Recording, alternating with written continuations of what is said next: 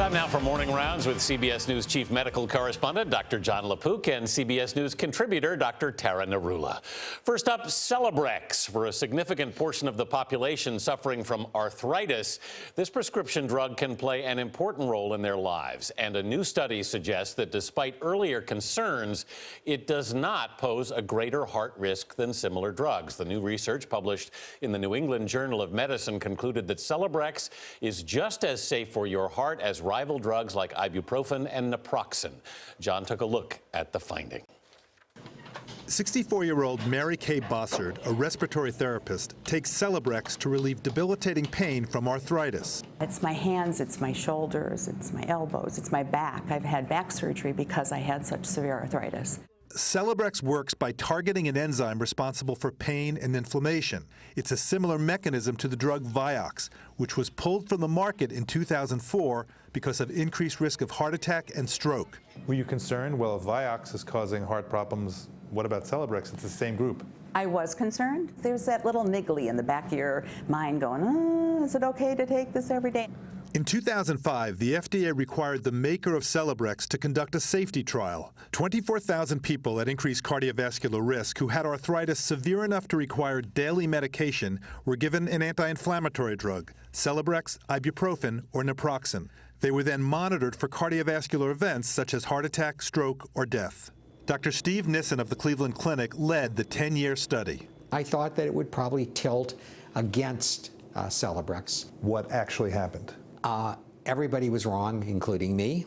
It's pretty clear that it was not worse. If anything, it was trending a little bit toward being on the better side. The study also found a lower risk of gastrointestinal complications in Celebrex compared with the other two. It really does take a drug that was under a cloud of suspicion after Vioxx was withdrawn, and it lifts that cloud, and it lets us now think about this in different ways.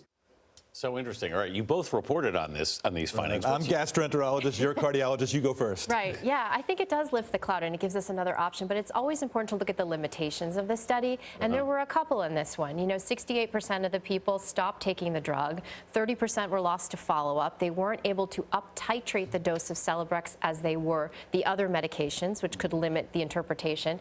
The patients also were not as high risk as we would have hoped, in the sense that only 20% had previous cardiovascular disease, and that's really the population that we're worried about. And then lastly, you know, in terms of aspirin, that actually interacts with ibuprofen and naproxen. It does not interact with Celebrex, so we don't know which patients during the trial were on aspirin or not and whether that influenced the results.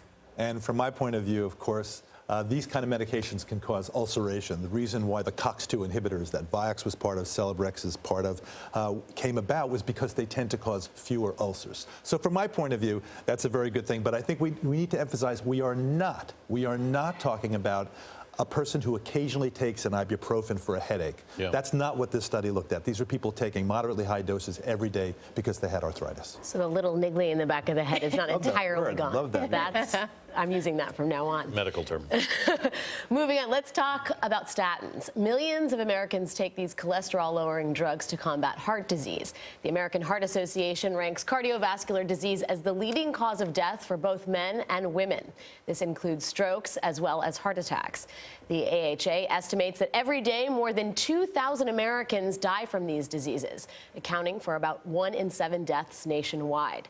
This week, the U.S. Preventative Services Task Force released updated recommendations for the use of statins. Okay, Tara, so exactly what are statins? Right, so statins, as you mentioned, very widely prescribed in this country, and they are primarily used to lower cholesterol, in particular the LDL, or the bad cholesterol, and they're very effective at doing that. They can lower it by about 30 to 60%.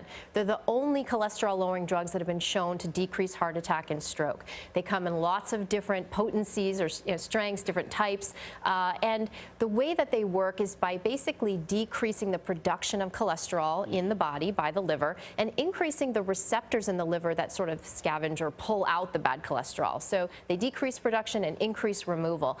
They also have some other effects, anti-inflammatory, potentially plaque stabilizing effects as well. So what's the task force recommending?